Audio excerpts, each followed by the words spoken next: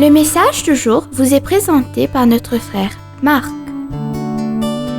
Salut, chers bien-aimés de notre Père Céleste. En ce vendredi, nous terminons notre message 3 façons dont nous expérimentons le Saint-Esprit. Troisièmement, par les fruits de l'Esprit. Bien-aimés, dans Galates chapitre 5, versets 22 à 23, nous apprenons le fruit de l'Esprit, qui est l'amour, la joie, la paix, la patience, la bonté, la bienveillance, la fidélité, la douceur et la maîtrise de soi. La Bible dit, contre de telles choses, il n'y a pas de loi. À voir Galates 5, versets 22 à 23. Chers amis, le fruit de l'Esprit est le résultat de la présence de cet Esprit dans nos vies en tant que chrétiens. Nous recevons le Saint-Esprit au moment où nous croyons en Christ. Lorsque nous recevons le Saint-Esprit dans nos vies, nous avons une nouvelle conscience du Christ et pouvons commencer à entrer dans une relation avec lui. Le but premier de la venue du Saint-Esprit dans nos vies est le changement. Le rôle du Saint-Esprit est de nous fabriquer à l'image du Christ, afin que nous puissions vivre à sa ressemblance. Nous pouvons également nous tourner vers Matthieu 7, versets 17 à 20. Ainsi, tout bon arbre porte de bons fruits, mais le mauvais arbre porte de mauvais fruits. Le bon arbre ne peut porter de mauvais fruits, ni un mauvais arbre de bons fruits.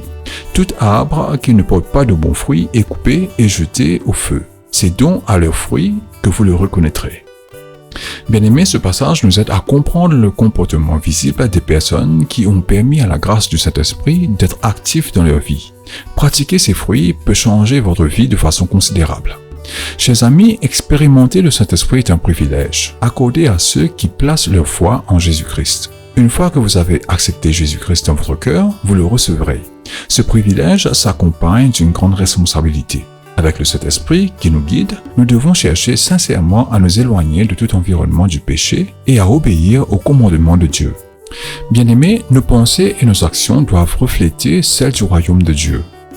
Tout comme les disciples ont reçu le Saint-Esprit à la Pentecôte, nous aussi, en tant que chrétiens, pouvons profiter de la plénitude, de la grandeur et de la puissance du Saint-Esprit à l'œuvre dans nos vies.